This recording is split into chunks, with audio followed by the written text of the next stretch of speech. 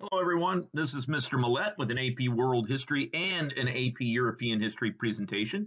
Today's presentation is about World War II and its causes, major characteristics, and its consequences. In terms of World War II, AP World History students will be expected to be able to demonstrate their understanding of these three learning objectives. 1. Explain the causes and consequences of World War II. 2. Explain similarities and differences in how governments used a variety of methods to conduct war. And 3. Explain the various causes and consequences of mass atrocities in the period from 1900 to present.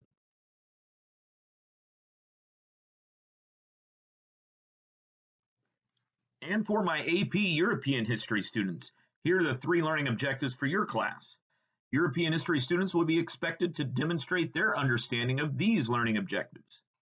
Explain how and why various political and ideological factors resulted in the catastrophe of World War II. 2. Explain how technology and innovation affected the course of World War II and the 20th century. And 3. Explain how and why cultural and national identities were affected by war and the rise of fascist and totalitarian powers in the period from 1914 to present.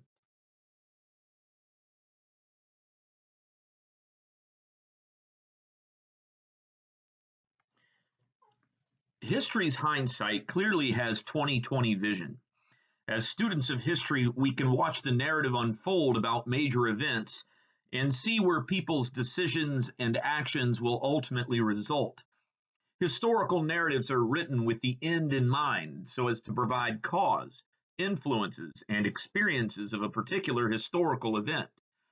People's decisions and actions will result in innovation, triumph, and progressive change in some historical narratives. However, for others, historical narratives will result in degeneration, loss, and continued destructive human patterns. One might be able to estimate the conclusion of an historical narrative while existing in that current experience by analyzing the current decisions and actions regarding an historical event. But in most cases, one would be giving a hypothesized result based on personal opinion and experience, with absolutely no ability to predict the future. Foresight, at best, is 20 over 160 with moderate vision impairment. Perhaps French General Ferdinand Foch was gifted with 20 over 160 foresight, as he issued his memorandums and commentaries to the participants of the Paris Peace Conference in 1919. He had served as the supreme commander of the Allied powers in the Western Front during World War I and had experienced, in perfect 20/20 vision, the brutality of the German military in France's northeastern region. He witnessed the aggression and mechanized weaponry of the Kaiser's men and led nearly 2 million French soldiers to their imminent deaths in battle against the German war machine.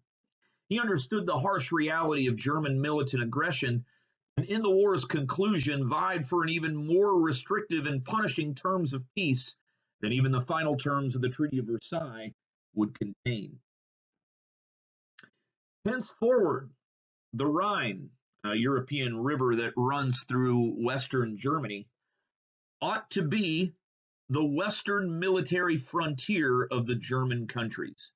Henceforward, Germany ought to be deprived of all entrance and assembling ground, that is, of all territorial sovereignty on the left bank of the river, that is, of all facilities for invading quickly, as in 1914, Belgium, Luxembourg, for reaching the coast of the North Sea and threatening the United Kingdom, for outflanking the natural defenses of France, the Rhine, Meuse, conquering the northern provinces, and entering the Parisian area.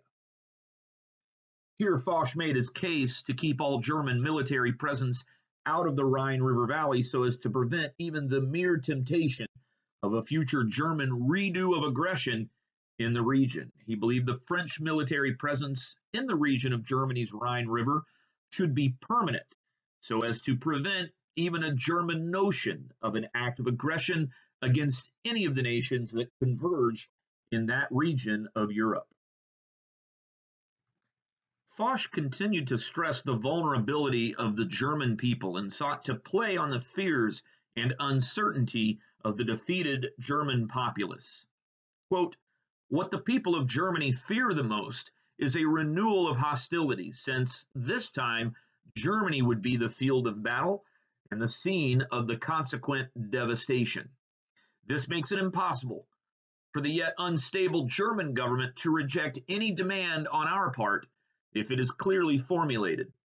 The Entente, meaning the French and the English military alliance, in its present favorable military situation, can obtain acceptance of any peace conditions it may put forward, provided that they are presented without much delay.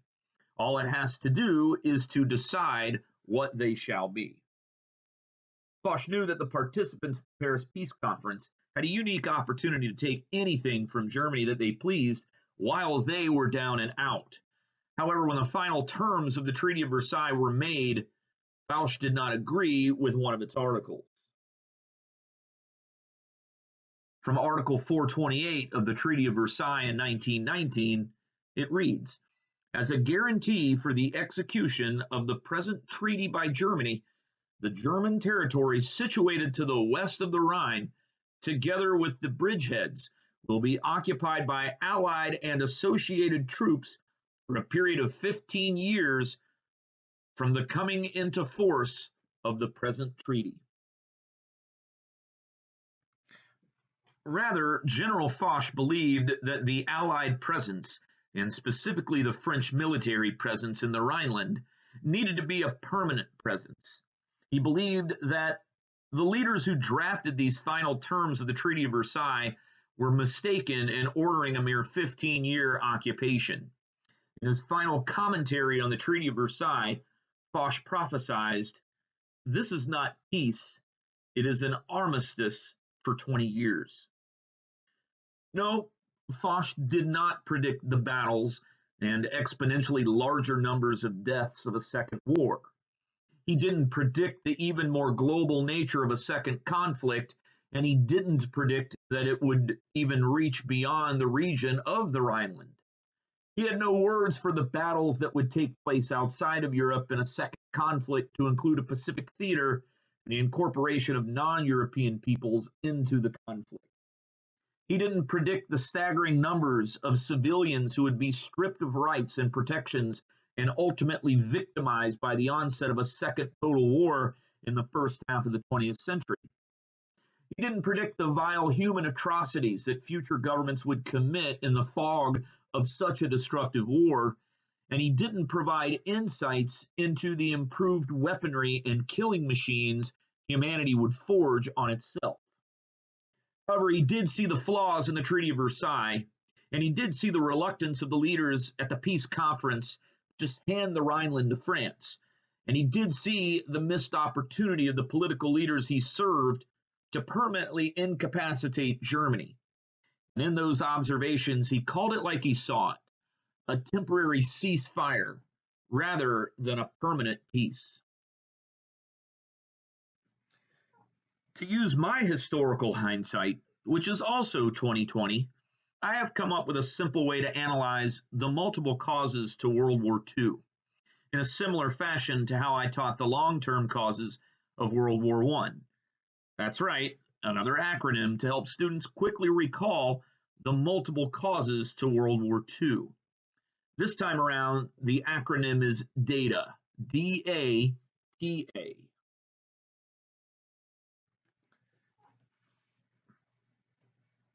Depression. As in the Great Depression, which was the economic crisis of both developed and underdeveloped societies, which gave rise to new political forms and leaders. Capitalism and democracy had been tested like no other point in human history, and in response, many governments altered their roles in their nation's economies and moved away from their practices of laissez-faire capitalism. Additionally, Many governments moved away from democracy so as to more rapidly alter their nation's economies with little to no political opposition. Aggression. The new political leaders that emerged during the interwar period sought to militarize and utilize their military to take vital lands and resources through militant aggression. Their acts of aggression went unchecked throughout much of the mid to late 1930s, which enabled their continued practices of ignoring international law for the betterment of their own nations. Totalitarianism. Totalitarian dictators obtained total control of their nation's political, social, and economic aspects, and in doing so, silenced their political and civilian opponents. These dictators controlled the dissemination of information and utilized new methods of propaganda and nationalistic indoctrination in order to force conformity of the masses. They sought to indoctrinate the youth, punish the nonconformists, and develop their cults of personality to push their nations to new heights. Appeasement. Appeasement became the diplomatic policy utilized by England and France as the major leaders of the League of Nations. This failed diplomatic policy by the League of Nations involved the negotiations of territorial disputes with aggressive and totalitarian governmental leaders. Through those negotiations, the League nations typically acquiesced to the territorial demands of totalitarian leaders in order to avoid war as a way to keep the peace. Ultimately, this led to totalitarian leaders ignoring diplomatic negotiations made through appeasement and acting even more aggressively, as if to test the extent they could go before appeasement turned to action.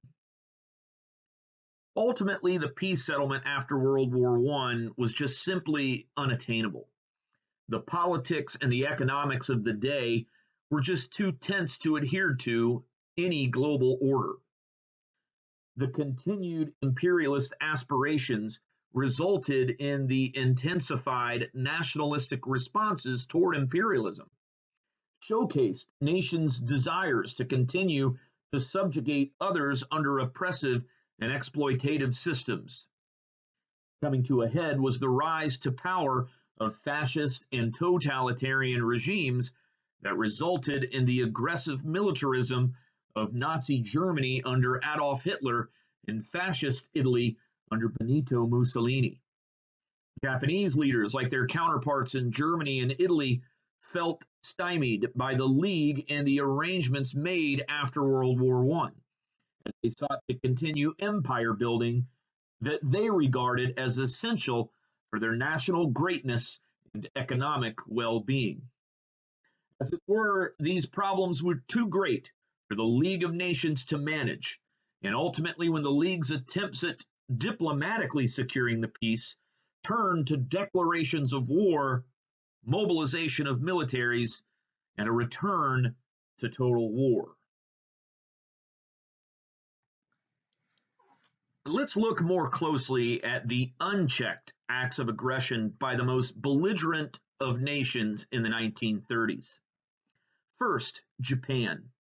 As mentioned in my interwar period presentation, Japan's government turned toward a militant authoritarianism with the onset of the global Great Depression. Japanese militants believed that to expand its empire was a way to reaffirm its supremacy in the Far East and to offset the negative economic impact the nation experienced early in the 1930s. Japan's government gave up on diplomatic cooperation, adherence to international law, and acting as a promoter of peace and stability in the interwar period. Even as late as 1928, Japanese political leaders had agreed to renounce war as a last resort in solving territorial disputes through their signing of the Kellogg-Briand Pact. But within just a few short yet arduous years, those binding terms would be broken by Japanese aggression.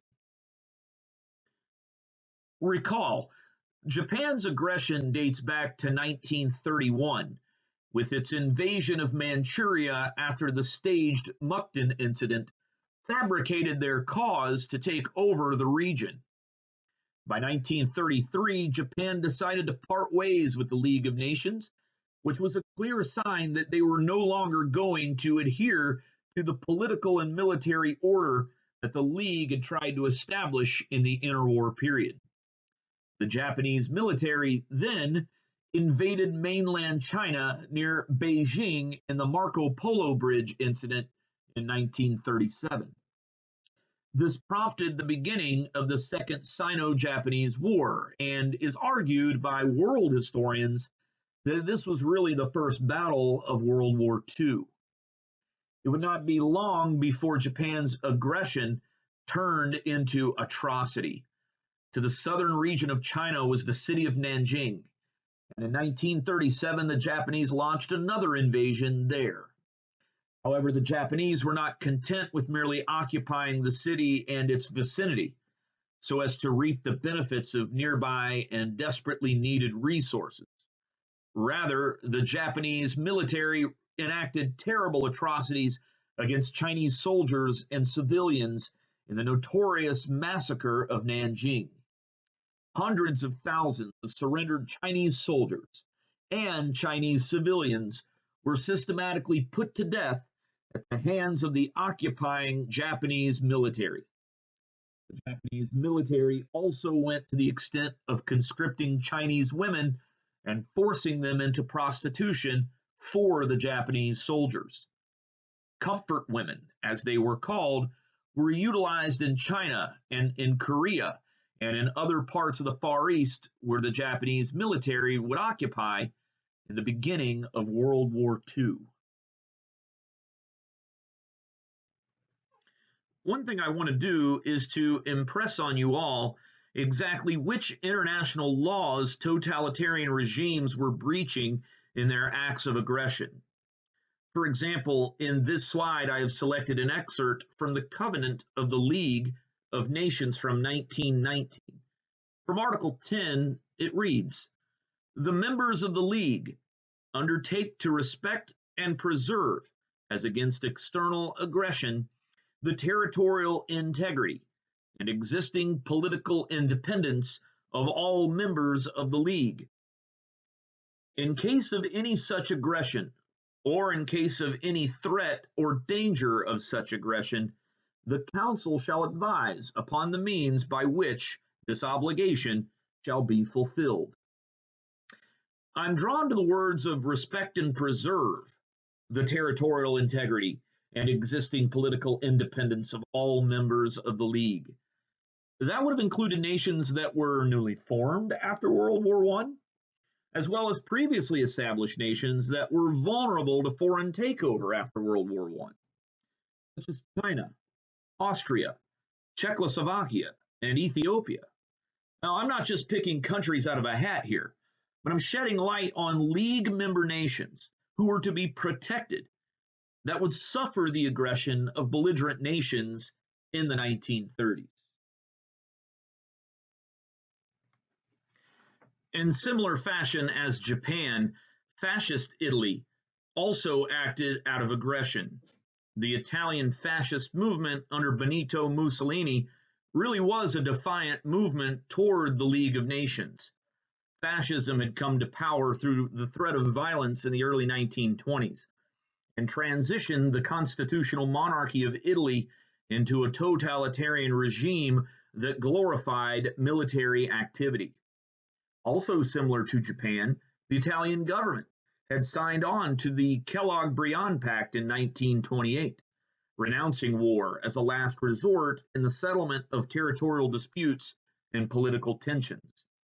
And just like Japan, within a few short years, the Italian military would begin to act in aggression to promote its nation's status in and out of Europe.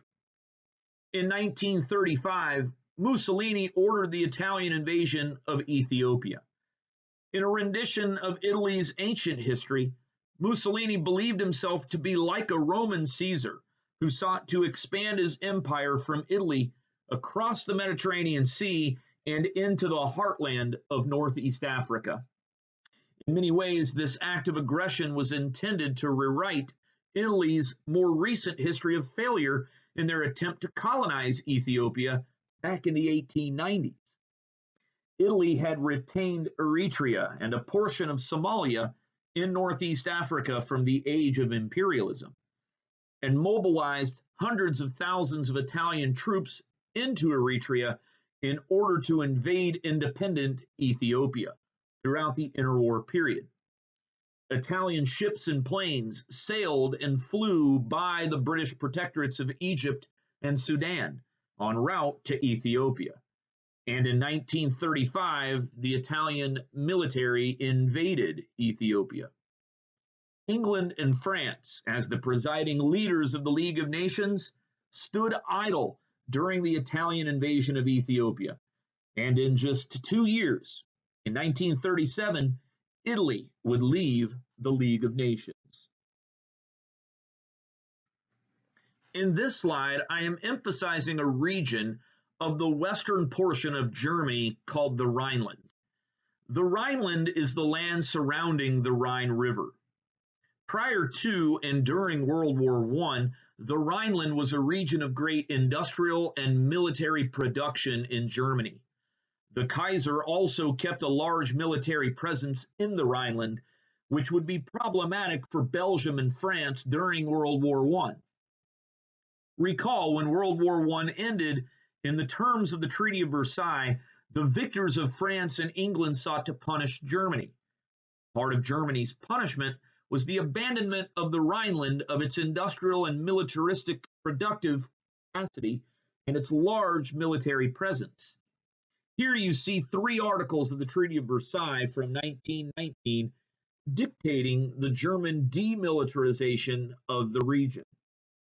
It reads, the left bank of the Rhine, Article 42, Germany is forbidden to maintain or construct any fortifications either on the left bank of the Rhine or on the right bank to the west of a line drawn 50 kilometers to the east of the Rhine.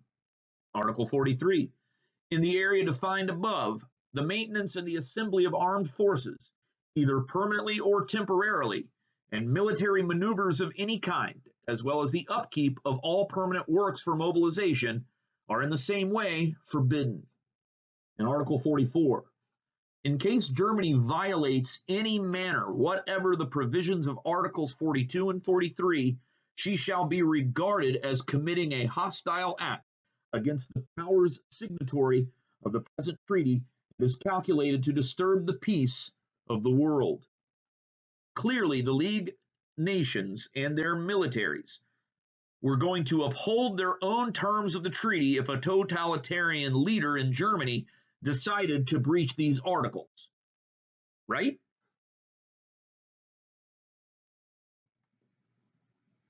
Or how about this article of the Treaty of Versailles, the one dealing with the newly formed nation of Austria? Recall, after World War I, the Austrian-Hungarian Empire was forced to dissolve. In its wake, both Austria and Hungary were established as independent and sovereign states in Central Europe. The German government was expected to respect the integrity and sovereignty of Austria per the Treaty of Versailles. As it read, Austria, in Article 80, Germany acknowledges and will respect strictly the independence of Austria within the frontiers which may be fixed in a treaty between that state and the principal allied and associated powers. She agrees that this independence shall be inalienable, except with the consent of the Council of the League of Nations. The actions that Nazi leader Adolf Hitler will take will be direct violations of these articles in the Treaty of Versailles. Hitler believed that the Treaty of Versailles was a main reason as to why Germany was in such economic and political disarray during the 1920s and early 1930s. As a Nazi and extreme nationalist, Hitler had no problem breaching international law if it brought Germany national prominence.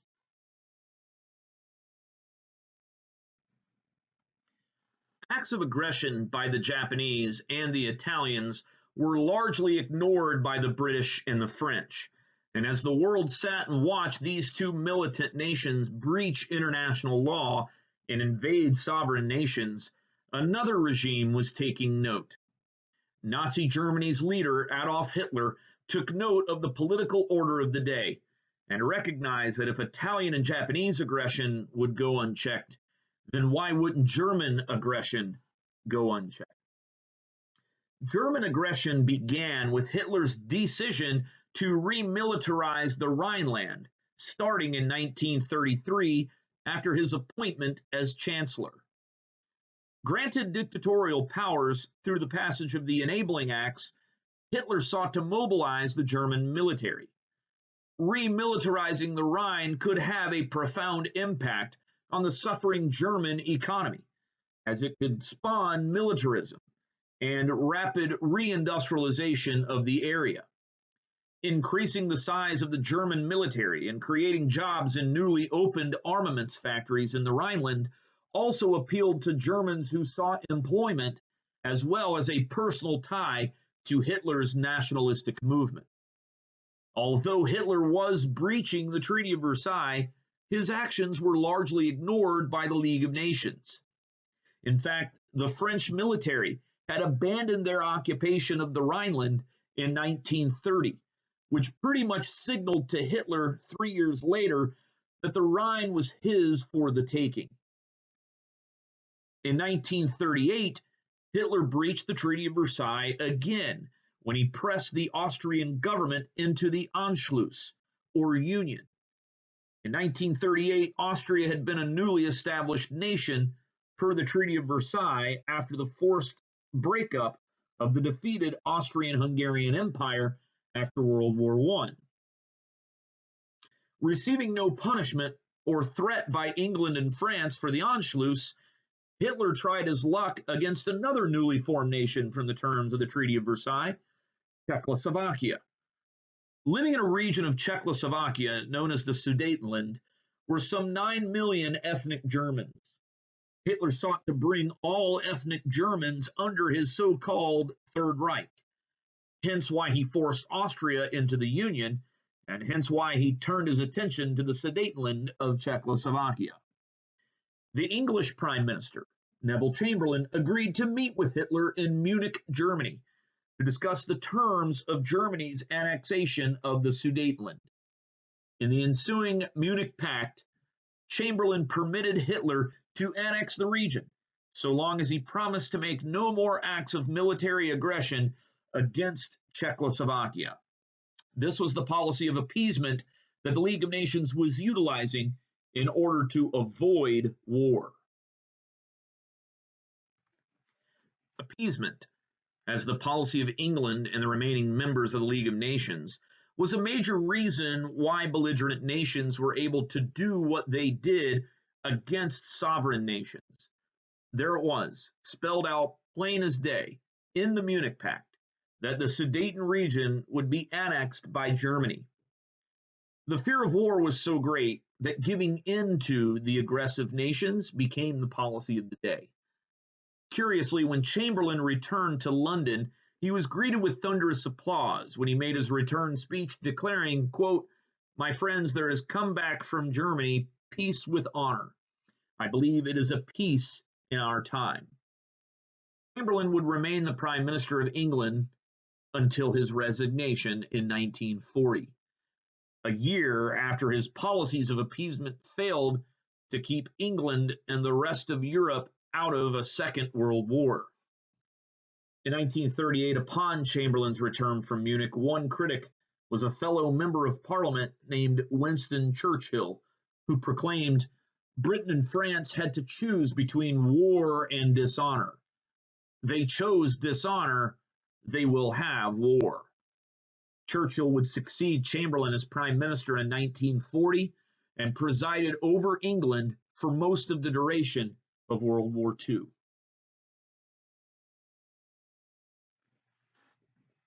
The only nation during the late 1930s that seemed to really take any action against fascist and Nazi aggression was the Soviet Union. Governed by Joseph Stalin, the world's most prominent communist leader, the Soviet Union stood as an opposing force to the fascist and Nazi movements growing in Italy and Germany. In fact, Stalin's Soviet Union was the only nation that had actually attempted to help put down the rise of a fascist influenced military dictatorship in Spain during the Spanish Civil War in 1936. England and France had remained out of the conflict, while Soviet Russia attempted to thwart the growth of another fascist dictator. Hitler knew that Stalin and the Soviet Union could be problematic to his goals of expanding his Third Reich. Germany had given up territory per the Treaty of Versailles and the establishment of the new nation of Poland. Hitler sought to regain that territory one way or another. He recognized that Stalin and the Soviet Union also had a vested interest in some of the eastern territory of Poland, as that land was once under Russian control prior to the Russian Revolution of 1917. Untrusting leaders found common ground. They wanted Poland, but they didn't want to go to war with each other, at least not at the moment. In August of 1939, Stalin and Hitler agreed to the terms of the Non-Aggression Pact, sometimes referred to as the Nazi-Soviet Pact. In this pact, they agreed to not commit military violence against each other in their mutual pursuit of territory in Poland. The pact also allowed the Soviet Union to seize control of the eastern half of Poland up to the centrally located capital of Warsaw. In addition, Germany would be allowed to seize control of the western half of Poland up to Warsaw. This final act, prior to the German invasion of Poland, just a month later on September 1st, 1939, sealed the road to World War II in Europe. This was the last time Hitler's aggression would go unchecked by the international community. In September of 1939, Hitler's military launched its war strategy of blitzkrieg against its eastern neighbor, Poland. This act of aggression was responded to by England and France declaring war on Germany. So the days of appeasement were over. Blitzkrieg, which means lightning war, was the German offensive strategy of utilizing fast panzer tanks to invade bordering nations. You can see an image of German panzer tank in the image at the bottom left of this slide. Blitzkrieg also included the use of the German Luftwaffe, or its air force, and its most advanced planes, such as the Messerschmitt plane that is shown in the bottom right of this slide. Blitzkrieg very quickly subdued the western half of Poland and placed it under Nazi occupation. The Soviet Union followed up with its aggression against the eastern half of Poland, and Poland would remain an occupied nation throughout the next 6 years of the war. The Germans did not just use blitzkrieg against Poland, but also against its neighboring enemies to the west. Germany utilized blitzkrieg in their invasions of Belgium, Luxembourg, and the Netherlands, otherwise known as the Low Countries of Europe. However, Germany's greatest success with blitzkrieg was in its invasion of France. Recall, in World War I, Germany failed to swiftly invade, occupy, and force a surrender on France. However, in World War II, Hitler's blitzkrieg reached Paris in about a 6-week period and forced a surrender on France by May of 1940. France lasted 9 months in World War II, which demonstrates just how advanced Hitler's military was early in the war. Totalitarian regimes like Nazi Germany were extremely successful in militarizing and mobilizing resources to be able to conduct such a swift and severe conflict. In addition to the success of the German blitzkrieg and the failure of France's Maginot Line, the defense system and infrastructure the French government constructed along the French and German border. Another reason why France fell to the Nazis so quickly was because of the level of Nazi collaboration that existed in France in 1940. In the bottom right photograph, you see an image of the French general Philippe Pétain. Pétain was in charge of the Nazi-aligned government located in Vichy in the southern portion of France. Vichy France's alliance with Hitler made it easier for the Nazis to invade and occupy France for the 4 years they remained in France. Petain's collaboration also expanded Hitler's goals of ridding Europe of its ethnic and religious minorities, as French collaborators helped to establish concentration and death camps in France during the Holocaust of World War II. Nazi occupation of France did not come without obstacles for Hitler and his Nazi regime. To counteract Vichy France and German Nazis, French General Charles de Gaulle led the French resistance throughout the period of Nazi occupation between 1940 and 1944. The French resistance would assist the other Allied powers with intelligence on the Nazi military plans and whereabouts, and were extremely instrumental in France's liberation after the D-Day invasion in 1944. In this slide, you can see some of these celebratory photos that Hitler and the Nazis took as they began their occupation of Paris in 1940. In the image on the left, you can see Hitler overseeing a parade of Nazi soldiers through the streets of Paris. To the right, you can see an image of Hitler posing with 2 other Nazis in his high command in front of the Eiffel Tower, an icon of French liberty and progress now secured by Nazi Germany. With France defeated and the Soviet Union kept at bay with the Non-Aggression Pact, and the United States remaining isolated and neutral in 1940, Germany only had one belligerent enemy it still had to deal with: England. Additionally, in 1940, the leaders of Germany, Italy, and Japan formed the Tripartite Agreement, a 3-part alliance that would become known as the Axis powers throughout the rest of World War II. Germany was not the only successful Axis power in the first part of World War II. Japan also had a run of military successes in the Far East in the early part of the war. For example, in 1940, the same year that Germany defeated France, the Japanese military invaded French Indochina in Southeast Asia and began its brutal occupation in the region for the next 5 years. In 1941, the Japanese military took its largest step in escalating the conflict of World War II when it successfully attacked the United States at its naval base at Pearl Harbor on the island of Oahu, one of the Hawaiian Islands.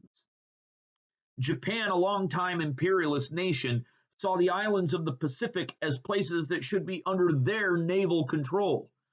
The United States' naval presence in Hawaii, as well as other Pacific islands like Wake, Guam, Midway, and the Philippines, posed a threat to Japanese naval superiority in the Pacific.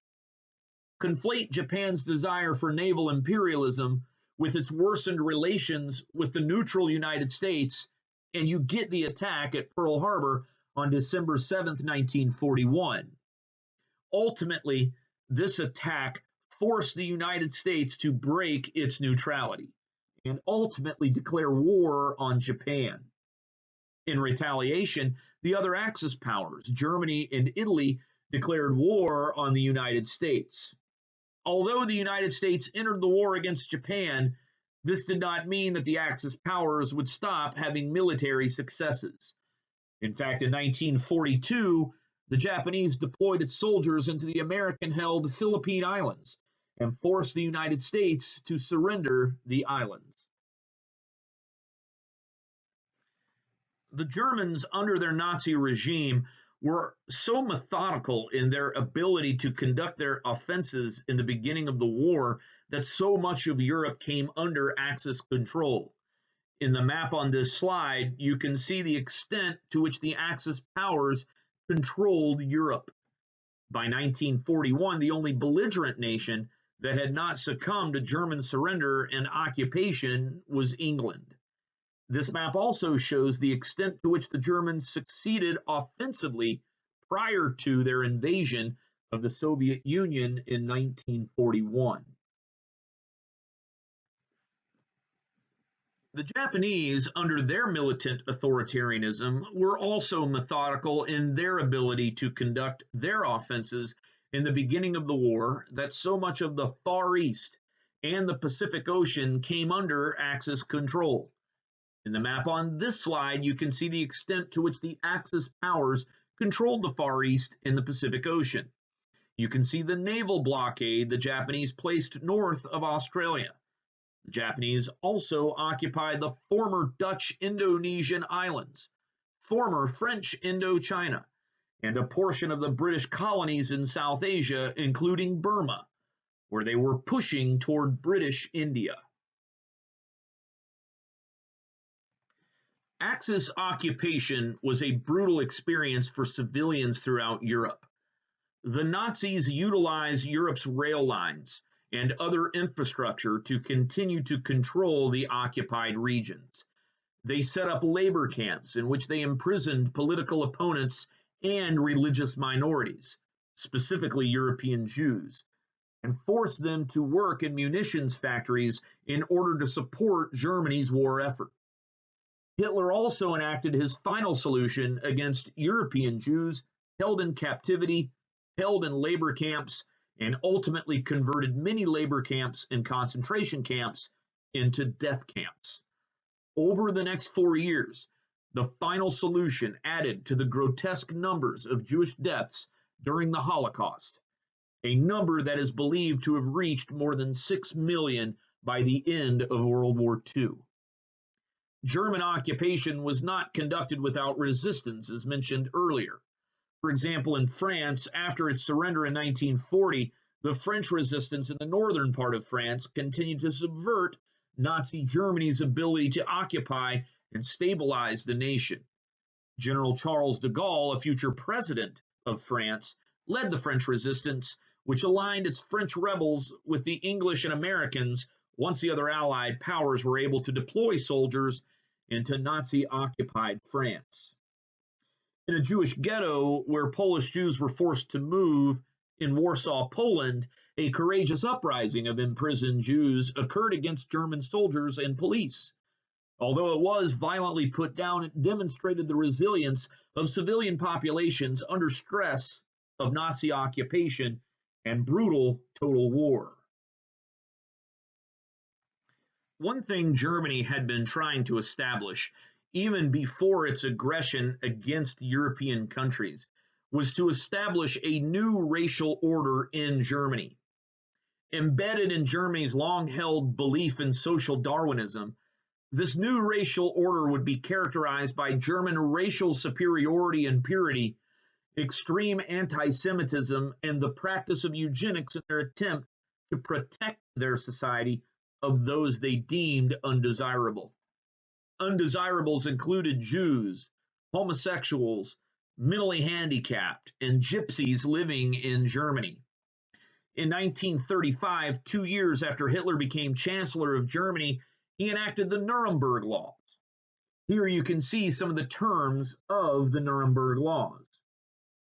Certain in the knowledge that the purity of the German blood is the fundamental necessity for the continuation of the German people, and endowed with an unflinching will to secure the German nation for all times to come, the Reichstag has unanimously approved the following law, which is herewith made public.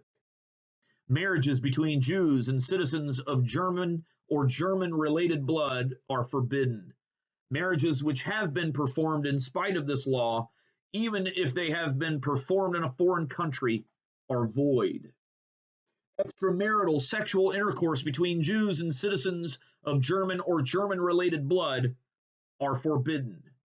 Jews are not allowed to employ female citizens of German or German-related blood under 45 years in their household. Jews are forbidden to raise the Reich and national flag, and they cannot show the national colors. In these laws, Hitler stripped the citizenship rights of Jewish citizens. This was the point at which the early stages of the Holocaust were put into action. Hitler identified Jews, polarized his citizenry against German Jews, and began to suspend their rights. As Hitler continued with his acts of aggression against nearby nations, he sought to expand this new racial order throughout all of Axis-occupied Europe. He would also intensify his actions in his attempt to establish this new racial order by going to the extremes of mass murdering Jews and other groups of people during the Holocaust. The intensification of Hitler's plan to build a new racial order in Europe happened in 1942, when at the Wannsee Conference, the Nazis unveiled their final solution. You can see in the minutes of the conference that an early step in the final solution was to move Jews out of the Axis-occupied societies and into ghettos and labor camps. This was quite an undertaking for the Nazi regime, as in many ways they began to prioritize the final solution even over some of their military campaigns throughout Europe. This put a strain on the Nazi manpower, German rail lines, and the German weaponry to execute the final solution. Additionally, Nazi Germany came to rely on forced labor in Jewish labor camps, which did not keep up with the production levels of the Allied workforces in England and the United States during the latter part of the war. Eventually, as the war continued, Hitler's final solution would transition to his act of genocide against some 6 million European Jews, as he transitioned many of the concentration and labor camps into death camps. This map shows some of the locations of Germany's concentration and labor camps, as well as the death camps that were established throughout Nazi-occupied Europe. Take a look at Nazi-occupied Poland to the east of Germany. In the southern part of Poland, you can see the death camp labeled Auschwitz. Auschwitz, which is located just outside of Krakow, Poland, was the largest death camp in Europe during the Holocaust.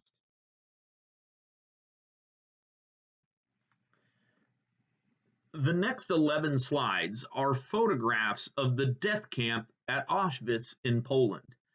I chaperoned a trip to Central Europe in 2017, and our tour took us to Auschwitz.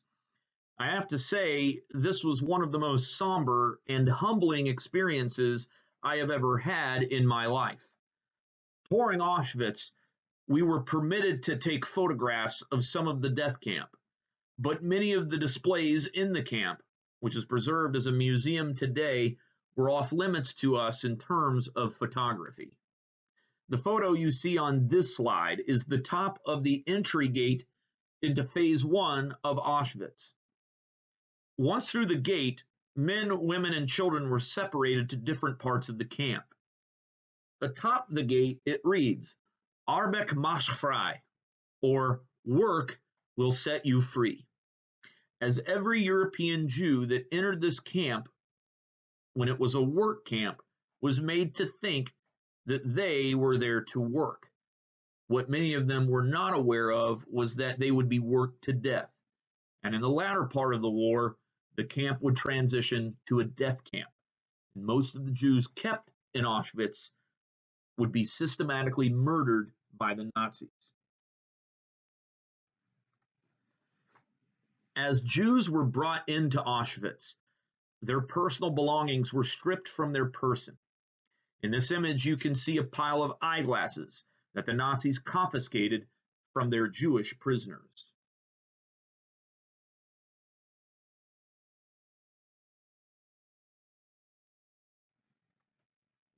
In this photo, you can see the Jewish prayer shawls that were confiscated by the Nazi guards in Auschwitz.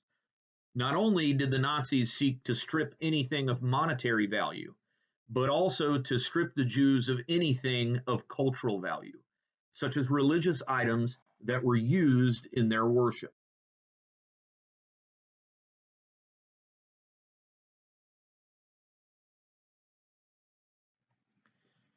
In this photo, you can see the suitcases and luggage that the Jews brought with them to Auschwitz. They were to submit their clothing, shoes, and luggage, and were issued prison uniforms that they would wear for the duration of their stay at Auschwitz.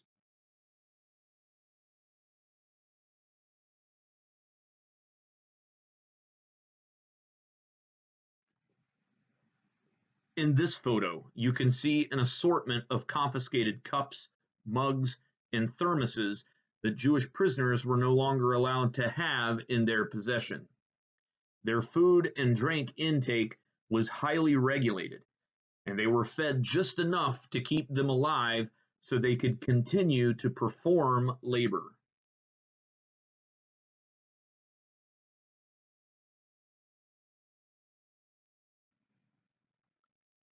In this photo, you can see the mass number of pairs of shoes that the Nazis confiscated from the Jewish prisoners.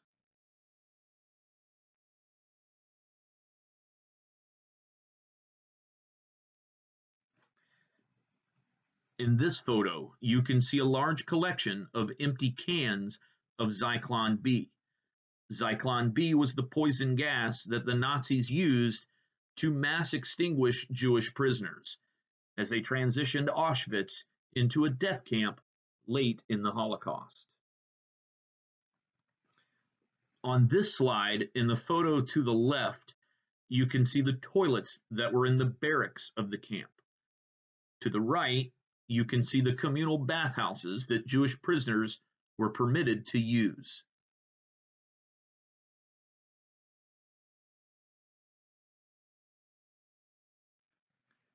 On this slide, in the photo to the left, you can see the rail line that led directly to Phase 2 and Phase 3 of Auschwitz.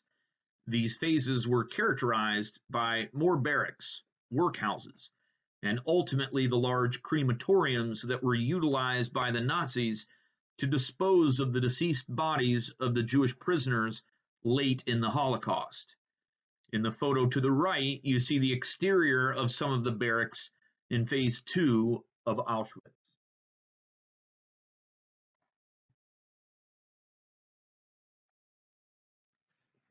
This slide shows a widely recognized photograph of Jewish prisoners in the barracks in Auschwitz. You can see how emaciated the prisoners were due to the deprivation and minimal amounts of food they experienced during the Holocaust.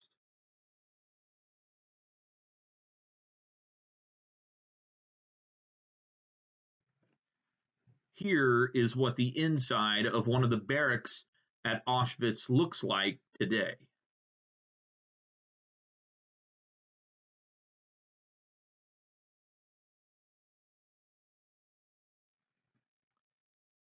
Axis occupation was a brutal experience for civilians throughout the Far East as well. The Japanese brutalized its non-Japanese occupants. One example of Japanese brutality was the near 300,000 deaths the Japanese soldiers were responsible for in their occupation of the city of Nanjing in China. A lot of that 300,000 were surrendered Chinese soldiers who were prisoners of war and Chinese civilians, men, women, and children. Additionally, the Japanese military brutalized female populations in China and Korea in their forced prostitution practices. Many of these so-called comfort women were raped, beaten, impregnated, and killed by Japanese soldiers throughout the war. The Japanese were also brutal toward prisoners of war in the Philippines and the other former European colonies of French Indochina, Dutch Indonesia, and British Burma. 70,000 American and Filipino prisoners of war after the Japanese gained control of the Philippines perished in the brutal Bataan Death March and the starvation and deprivation they experienced while prisoners in the Japanese occupation. The Japanese also subjugated British and Burmese prisoners of war and forced them into construction projects that literally worked these men to death. I see in the image of the construction of the bridge over the River Kwai in Thailand. In essence, the Japanese were forcing the British prisoners of war to build the bridge that would take the Japanese military into Burma, a British colony at the time of the war. With the Axis powers controlling so much of Europe, midway through 1940, Nazi Germany began to set its goals even higher. By summer of 1940, Hitler's military had forced a French surrender and had virtually chased out all English soldiers that had been deployed to France since 1939. In the miracle at Dunkirk, a town in northern France, in 1940, more than 300,000 Allied soldiers, predominantly English soldiers, evacuated France by crossing the English Channel on fishing boats, charter boats, and basically any vessel they could find to use. They utilized small boats so as to avoid German U-boat torpedo blasts and Luftwaffe aerial assaults. When the English soldiers reached southern England at the town of Dover, when they saw the beautiful white cliffs of Dover, they were temporarily safe from German attacks. However, those returned soldiers did not have long to recover, as Hitler used his Luftwaffe to begin firebombing English cities, including London, in the Battle of Britain. In this slide, you can see some of the imagery of the Battle of Britain. To the bottom right, you can see the planes that were utilized by the German and the English to conduct this part of the conflict. The Germans utilized their Luftwaffe's Messerschmitt planes in their firebombing of London and other English cities. England's Royal Air Force utilized their Spitfires to combat the German aerial attacks. In the top right photo, you can see the dogfights between RAF and Luftwaffe fighter pilots above Big Ben in the Palace of Westminster, which houses the English Parliament. In the top left, you can see the ruins of a portion of Parliament's House of Commons.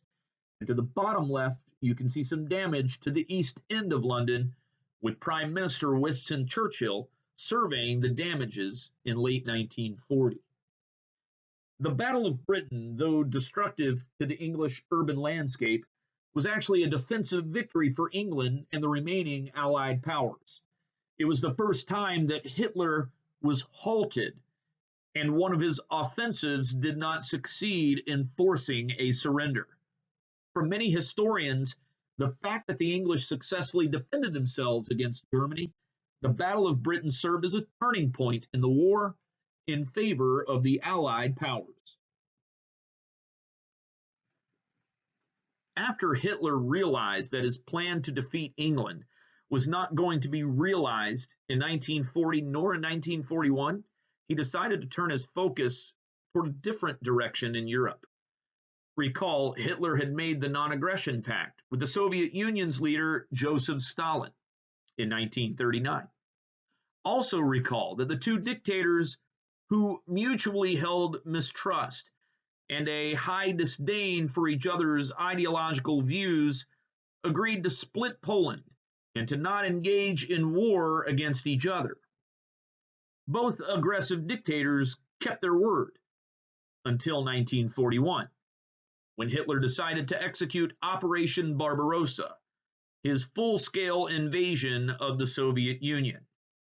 He knew that Russia had vital natural resources like petroleum, and if his military could force a surrender in Russia, Hitler would have enough fuel to revamp his attacks against England. So in the summer of 1941, the Nazi blitzkrieg made its move through Soviet territory in Poland, the Ukraine, and into Western Russia.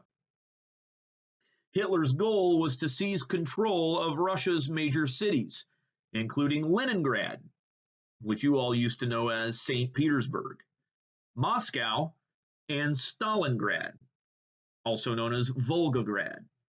Hitler's invasion found early success as it secured all three major cities. However, Hitler's problems started with the harsh winter setting in between 1941 and 1942. Freeze, starvation, and deprivation became harsh realities for Nazi soldiers trying to hold on to the major cities of Western Russia. Eventually, the Soviet Red Army was able to mobilize and cut off Nazi supply lines through Poland. Once that happened, it was just a matter of time before Hitler would have to abandon his Russian campaign. The Red Army retook control of the major cities and began to force the Nazis back west and out of Soviet territory by 1943. Much like the Battle of Britain was a defensive victory for the Allied powers, so too were the battles of Moscow and Stalingrad in Russia.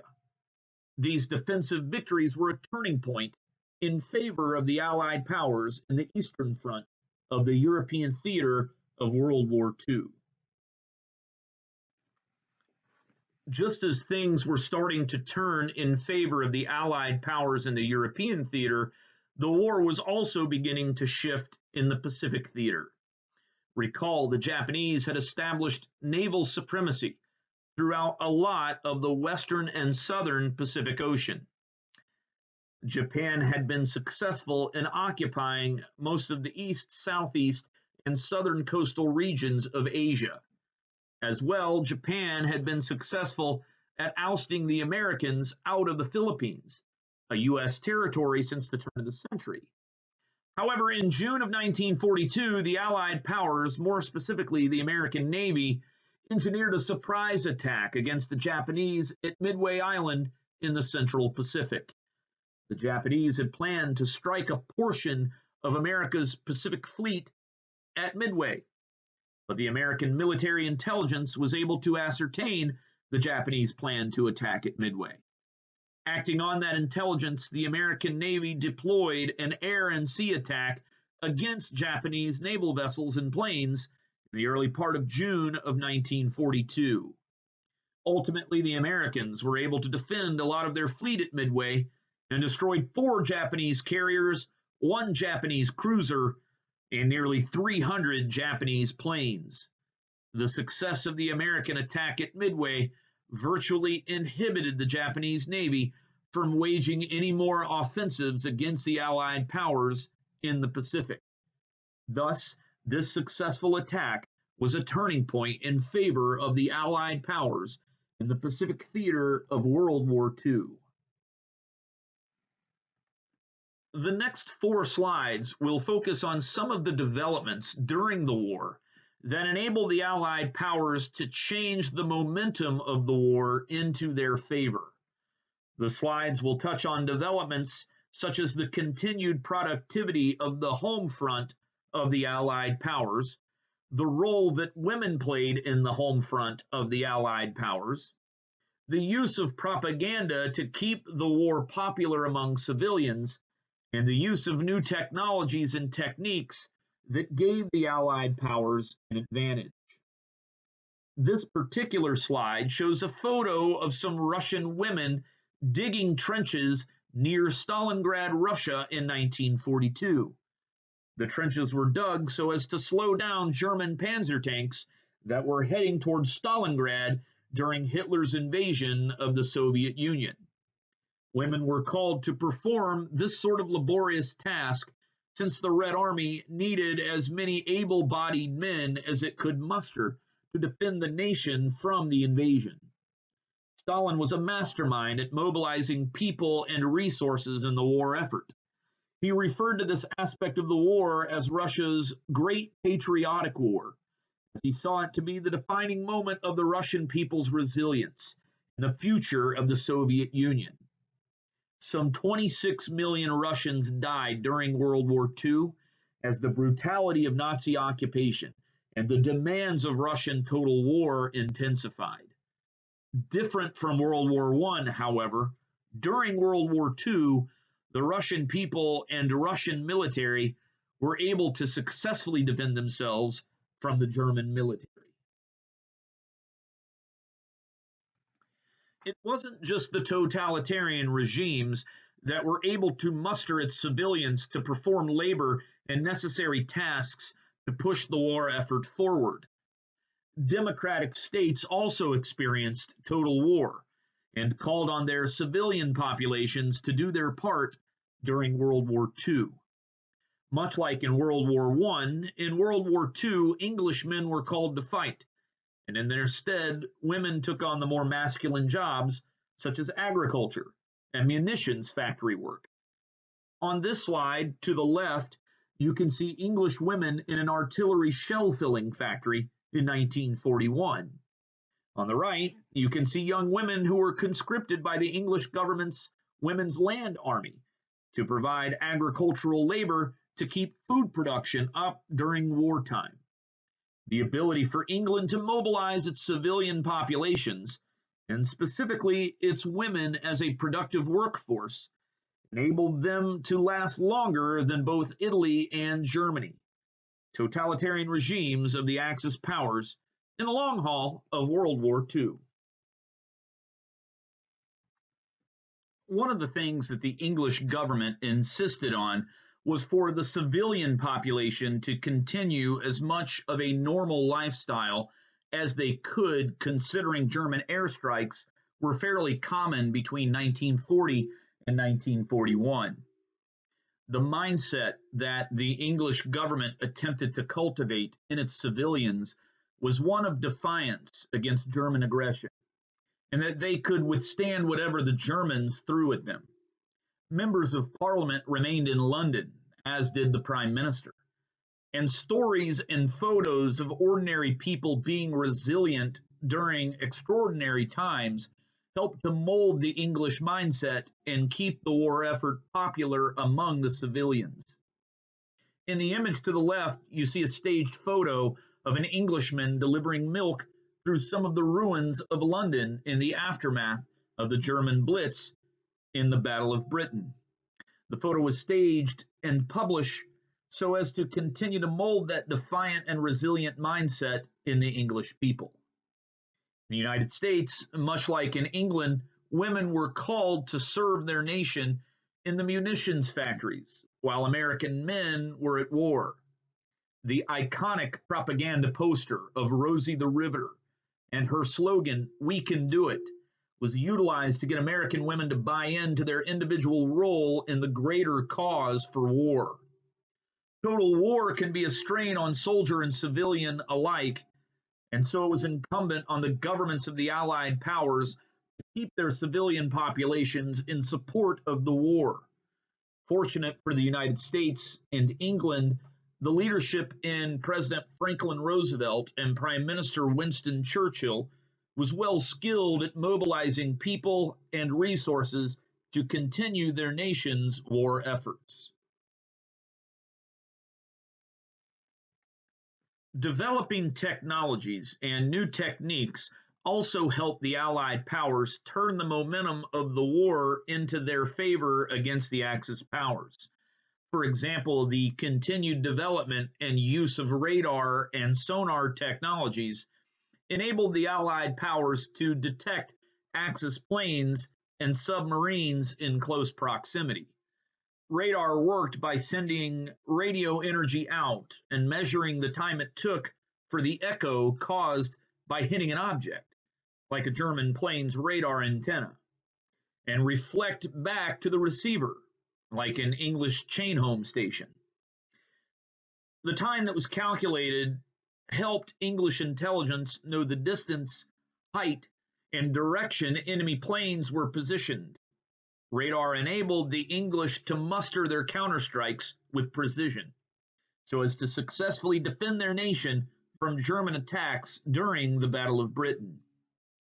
Sonar worked similar to radar, except sound waves were utilized. Sonar was used more so in detecting the location of German U-boat submarines. Allied naval sonar technologies could send out a sound wave and measure the time it took for them to hear the echoed ping on their receiver, as their sound wave made contact with a submarine. This enabled naval vessels to patrol the Atlantic Ocean more safely, by avoiding German U-boat torpedo attacks. Allied intelligence was also enhanced through the development and use of decryption machines. Belligerent leaders encrypted their military dispatches in the event enemies intercepted those dispatches. If that happened, all the enemy would have needed to do was to translate those dispatches, and an entire war strategy would now be in the hands of the enemies. That, of course, would have been detrimental to a nation's war cause. For example, the Nazis developed the Enigma machine, which was an encryption device that was used to protect military and commercial codes that were dispatched throughout the German military and nation. Even if the German dispatches were intercepted by the English, it didn't matter much if they couldn't unscramble the code and use the information in their war effort. So, this forced the Allied nations' governments to develop decryption machines, like England's Turing machine, shown in the photo to the bottom left. Decryption machines utilized by England and the United States served the purpose of decrypting intercepted Axis military dispatches. The success of these machines in their decryption of Axis naval dispatches enabled the English to become aware of German U-boat locations and movements in the Battle of the Atlantic in 1942, and enabled the Americans to become aware of Japanese plans of naval attacks against the American Pacific Fleet in the successful sneak attack by the Americans in the Battle of Midway in 1942. Speaking of protecting military dispatches, the American military employed Native Americans, most prominently ones who spoke the Navajo language, in order to keep their dispatches protected. Many Native Americans were deployed to the islands in the Pacific Ocean, like the ones you see in the image on the bottom right that were deployed to a small island near Papua New Guinea in the South Pacific. And they were instructed to translate, give, receive, and translate again American military dispatches. Utilizing their Navajo language, which was here completely untranslatable to the Japanese military intelligence, these so-called wind talkers passed along pertinent American military dispatches throughout the Pacific theater. These wind talkers were instrumental in the American military securing victories in many of the final battles against the Japanese in 1944 and 1945 in the islands of the Pacific Ocean. The next 7 slides address the major campaigns of the Allied powers that took them to victory in the latter part of World War II. This slide focuses on Italy's inability to retain its occupied areas in African and in southern European lands. In fact, in 1941, prior to American intervention in the war, Ethiopia successfully defended themselves by ousting the Italians from their land. 6 long years of battle between Ethiopia and fascist Italy was a disaster for Mussolini and his military's ability to continue as a major contributor to Axis expansion. Led by Haile Selassie, an Ethiopian military leader, the Ethiopian military defeated Italy once again. Recall during the age of imperialism, the Italians had attempted to colonize Ethiopia, but to no avail. History repeated itself in many ways in 1941 as the Italians were forced out of Ethiopia. The British intervened against the Italians in North and Northeast Africa and drew on its colonial soldiers from various colonies throughout Africa. In much of the same way they had relied on African colonial soldiers in World War I, the English conscripted colonial soldiers from Egypt, British Somalia, British West Africa, and South Africa. These colonial soldiers helped the British continue to expel Italy from the continent. Hitler recognized that he had to come to the aid of his weaker fascist ally, Mussolini, and deployed tanks and soldiers into North Africa in 1941. Under the leadership of Hitler's most capable general, Erwin Rommel, the Desert Fox, the Germans secured numerous parts of North Africa. However, the following year, 1942, the Allied powers, specifically the Americans and the British, deployed soldiers and tanks into North Africa to take on Rommel and his men.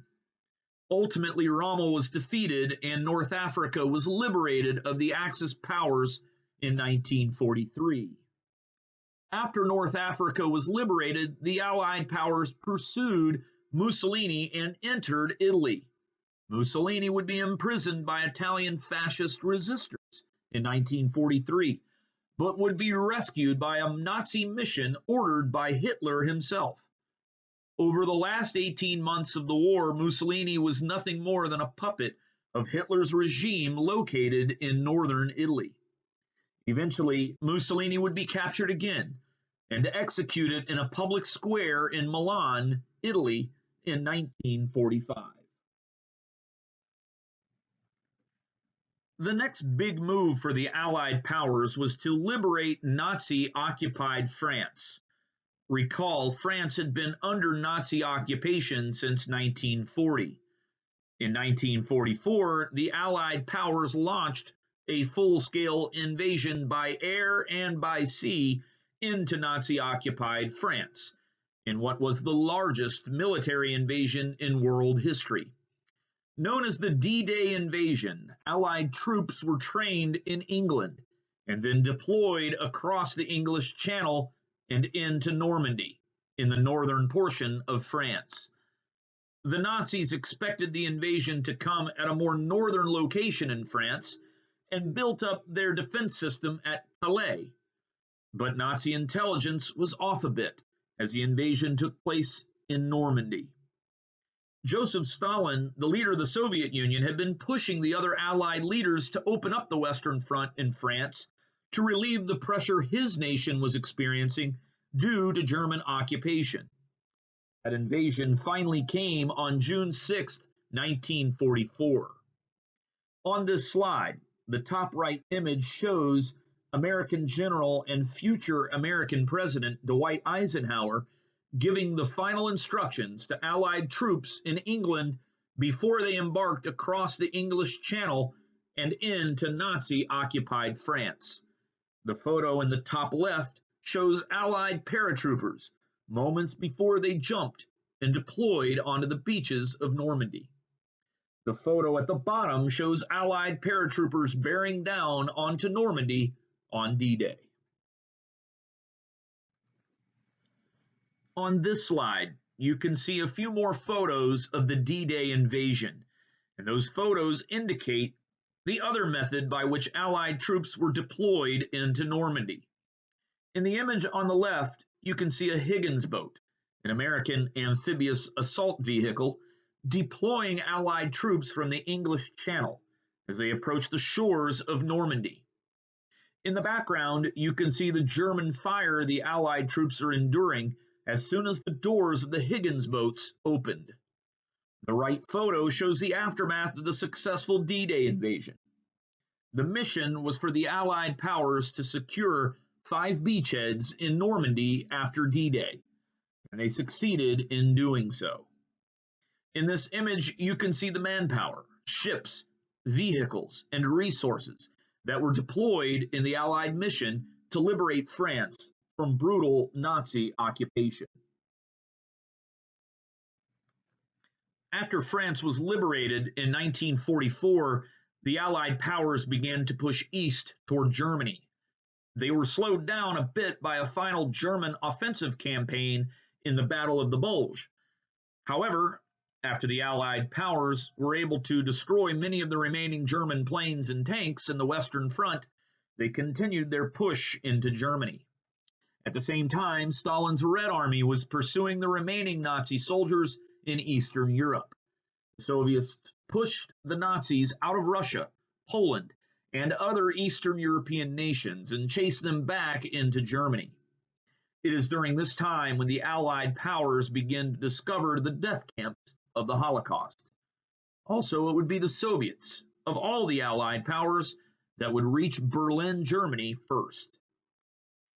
Prior to Allied entry into Berlin, the Big Three, that is, the three Allied leaders, Stalin, Roosevelt, and Churchill, met at Yalta in the current country of Ukraine in February of 1945.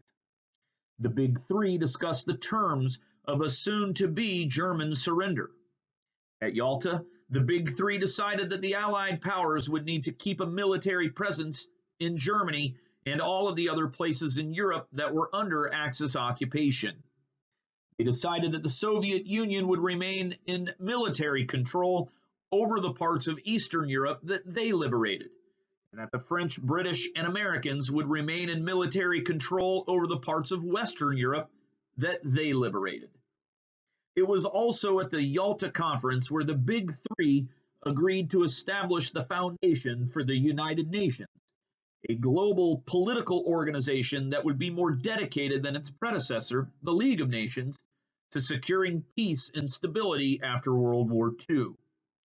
This would be the last meeting of the Big Three, in that in just 2 short months, President Roosevelt would pass away in April of 1945. By April of 1945, the Nazi political and military apparatus was in complete disarray. On April 30th, Adolf Hitler and his wife of nearly 2 days committed suicide. On May 8th, 1945, the remaining Nazi leadership surrendered to the Allied powers. Throughout 1944 and 1945, the Allied powers continued their run of success against the Japanese in the Pacific theater. The Japanese military was not one that was willing to surrender easily, if at all. In 1944, American soldiers were redeployed to the Philippines in an effort to regain control of the islands. Under the supreme command of General Douglas MacArthur, pictured to the top right of this slide, who in 1942 had declared, "I shall return" when the Japanese forced the Americans out of the islands, American forces fought the Japanese at the Battle of Leyte Gulf. The Japanese pilots, desperate to utilize every ounce of resource and manpower, began to use their kamikaze tactics against American vessels stationed in and near Leyte Gulf. Japanese pilots, knowingly having just enough fuel for the distance to their target and not enough fuel for a return mission, crashed into American naval vessels, as you can see pictured in the image on the bottom left of this slide. This tactic signaled to the Allied powers how difficult it would be to get the Japanese to surrender. But it also signaled to them that Japan's disregard for its valuable planes was the beginning of the end. After Leyte Gulf, the Allied powers began their island-hopping campaigns to remove Japanese military presence from the Pacific Ocean. Some of the most intimate and deadly battles in the entire war were fought in the Pacific Islands. 3 of the most gruesome battles were the Battle of Peleliu in the island nation of Palau, the Battle of Iwo Jima, and the Battle of Okinawa. Tremendous loss of life was suffered on both the Japanese and American sides of these battles, but ultimately the Japanese would be forced to abandon the islands. The next target for the Allied powers was the Japanese islands themselves. American planes swarmed major Japanese cities, including Tokyo, and firebombed buildings and urban populations throughout late 1944 and 1945. The hope was that the firebombing would elicit a surrender from the Japanese Emperor Hirohito. Approximately 80,000 Japanese civilians were killed in the firebombing raids by the Allied powers. Yet Hirohito did not issue a surrender. In July of 1945, the leadership of the Allied powers, or the new Big Three as I will refer to them, met in Potsdam, Germany, to hold the Potsdam Conference. The new Big Three, which you see in the image on this slide, included the relatively new President of the United States, Harry Truman, the new Prime Minister of England, Clement Attlee, and the same old leader of the Soviet Union, who is now 17 years into his reign, Joseph Stalin. The new Big Three, in similar fashion to the Yalta Conference earlier in 1945, discussed the plans for the Far East and Japan once a Japanese surrender was reached. Issues over which Allied nation or nations should militarily oversee the post-war societies were temporarily resolved. As much like in the decisions at Yalta, the Allied powers would cooperate in bringing stability back to the Far East. After World War II, however, those issues flared back up in China, Korea, and Vietnam, which would make a lot of the decisions at Potsdam nearly obsolete by 1950. One decision that was made at Potsdam that would change the world forever was the decision that President Truman implied when he issued his Potsdam Declaration. It was in this declaration that Truman called for an unconditional surrender in 2 weeks by August 4th, 1945. He threatened prompt and utter destruction to Japan if the emperor did not comply with his declaration. What exactly did Truman mean by prompt and utter destruction? Well, prior to Pearl Harbor and the United States' declaration of a war against Japan, a top-secret mission called the Manhattan Project had begun. Its mission was to construct the world's first atomic bomb. How top secret was the project? Truman, who was Roosevelt's running mate in the 1944 presidential election, had only been vice president for 82 days when Roosevelt passed away in April of 1945. Truman had to be briefed on not only the progress of the Manhattan Project, but he even had to be briefed on its existence. In the summer of 1945 in New Mexico, the United States successfully tested an atomic bomb. In the image on this slide, you can see the large mushroom cloud and epicenter of the test bomb used in New Mexico. How much Truman really understood about the devastation of an atomic bomb would cause has been the center of historical debate for decades. When the Japanese unconditional surrender was not reached by the prescribed date of August 4th, 1945, Truman ordered the flight of the Enola Gay to drop the first atomic bomb, codenamed Little Boy, over the Japanese city of Hiroshima on August 6th. That day, an estimated 70,000 Japanese civilians were killed from the atomic blast. 3 days later, Truman ordered the Boxcar to drop the second atomic bomb, codenamed Fat Man, over the Japanese city of Nagasaki on August 9th. That day, an estimated 80,000 more Japanese civilians were killed.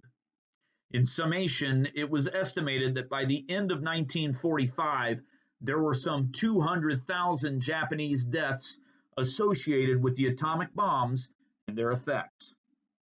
Emperor Hirohito gave the unconditional surrender on September 2nd, 1945, and World War II drew to a close.